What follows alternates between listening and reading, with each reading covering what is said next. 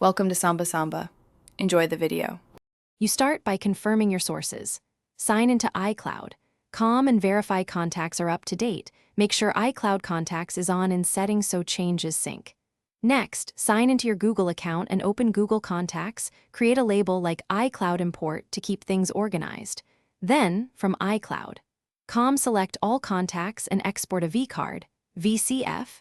Do this on a desktop for reliability. It ensures the file contains full names, emails, and phone numbers for a clean transfer. Once you have the VCF file, go to Contacts, Google, and choose Import.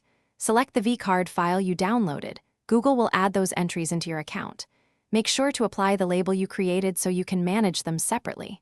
After import, use Google Contacts Merge and Fix tool to find duplicates and inconsistent fields. This saves time. If you see missing fields, open a contact and edit. Google maps common fields automatically, but custom fields sometimes need manual correction. Finally, enable Google Contacts Sync on your iPhone. Go to Settings, Accounts, add or select your Google account and turn Contacts on. Once done, open the Contacts app and pull down to refresh. Your imported iCloud contacts should appear under the Google account. If something goes wrong, first toggle contacts off and back on to force a resync.